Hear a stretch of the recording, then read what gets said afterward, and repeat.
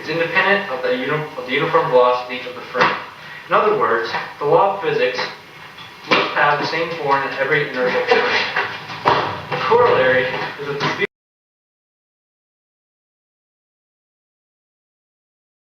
What is up, everybody, and welcome to week number 21 of 2016. I thought this week we could continue the discussion from last week, and for those of you who may have missed it, the abridged version is I'm gonna get huge. I was thinking, along with the body weight gain, what do the lifts have to be at in order to kind of ensure that we've been putting on mostly, lean mass and not just fat mass. So, I just took my current strength to weight ratios and used those at the potential higher body weight and came up with the following.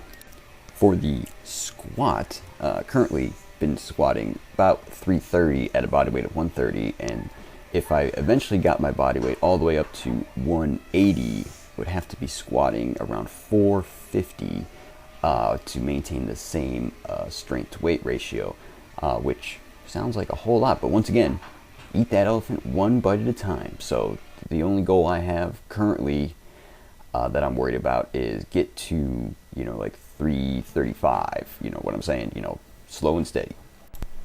For the good old Nemesis bench press, that's going to have to move up to about 300 pounds, because at 180 that would be about 1.7 times body weight, which is around where my current bench is. And wow, yeah, that's going to be awesome. I'm benching 300, no problem, baby. For the overhead press, we're looking at a strength to weight ratio currently of about 1.1. And so if I was to hit a body weight of 180, it would have to be hitting an overhead press of about 200 pounds. And for the deadlift, we would have to get that deadlift up to about 500 pounds, because that would maintain the current strength to weight ratio of 2.75. So again, yeah, that seems really daunting considering where my numbers are currently. But, like I said, with the squat, you just focus on that next, like daily max record, for example, and like the next time I, do a test, just make a small improvement. And hopefully they just pile up over and over and over again until finally you've made it. So the obvious key to a task like this is to focus on what can I do in order to stay consistent and by extension healthy, because you need to be healthy in order to be consistent. You need to be consistent in order to make steady progress.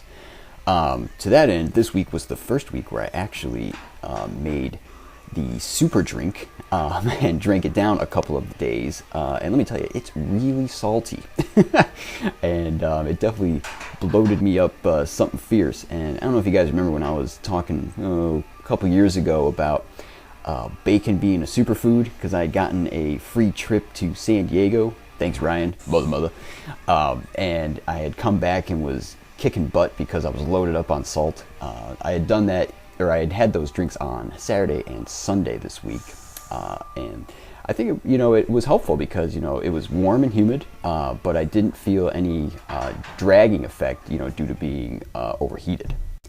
As you would expect, though, all that salt and fluid, yeah, that makes the scale go way up, like really quickly. But we're not going to worry about that, because as we know, the scale only tells us how much of stuff we have, not what kind of stuff. So it doesn't make a distinction between whether you're carrying fluid or whether you're carrying body fat.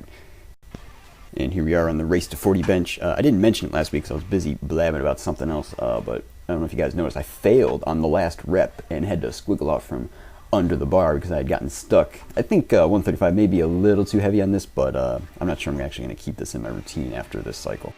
Speaking of slow, steady progress, though, here is a new daily max record on the pause squat. Nice and deep, good pause, and up we go. Excellent, that's what I'm talking about. As you guys know, I'm also using total work volume as a metric for, or a progress metric, I should say. I think when I get to that high body weight, my volume is going to have to be somewhere in the 180,000 to 200,000 pounds per week area because that would jive with the same amount of reps and sets, but with the weights as stated earlier being much higher. I'd like to comment on a topic of enjoy the good times and don't let the bad times bother you too much. And oh, by the way, it's hump day! What I'm specifically referring to in this case is that you guys know my heavy squat days are Sunday and Wednesday. I would rate this Sunday's workout as not so good, whereas this Wednesday's workout was spectacular. That's a new Daily Max record, by the way, on the squat. And as you can tell, I was having a great time in the cage this day, dancing around, flexing, etc., etc. I could tell immediately when I was warming up for the squats on Wednesday that it was going to be a good day because the warm-ups were just flying up. They felt really light, and eventually the top weight also felt really light as compared to the top weight on Sunday, which felt really heavy, even though it was slightly less heavy than Wednesday's total.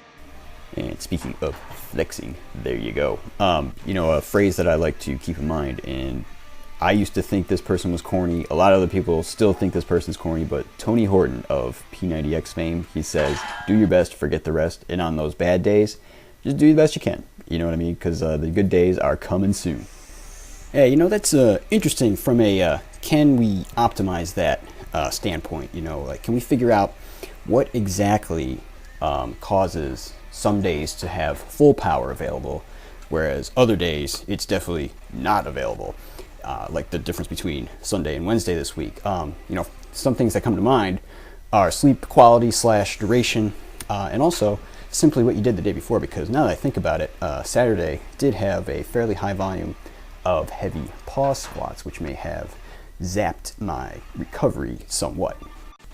Because had I known what was coming on Wednesday, I may have actually taken the opportunity to go for an actual PR on something if I knew it was going to be there. Because normally, I set my script for the week on the Friday before, and I normally don't deviate, but maybe I'll consider, trying to see if it's there kind of a thing and go for a PR at some point. Anyway, that's it for this week. So mother, dodeca mother, yeah. And the volume update for week 21 as compared to week 20, we're up about 3,000 total pounds, and the total for the week was 131,000 and change pounds. For the year so far, we've got 2.466 million in the books. That's awesome. And 2016 goals update, pretty typical week, especially because the back was behaving itself this week, so I'm going to give that an X instead of a question mark. All the usual good stuff like warm-up stretching, ab work, one-arm push-up practice, and counting calories, etc. 10K chin-ups, we're doing well. We're at 45.72. And the metabolic update for the week, target was, let's just call it the calorie number, 2915, which we hit on the nose with some slightly varying protein and carb numbers. As you can see, the weight is up significantly due to all that salt bloat, but that's okay because I think that's actually better to have weird weight numbers for a little while and have the water and sodium in me for the workouts than not. So you guys have a great week. I'll catch you next time.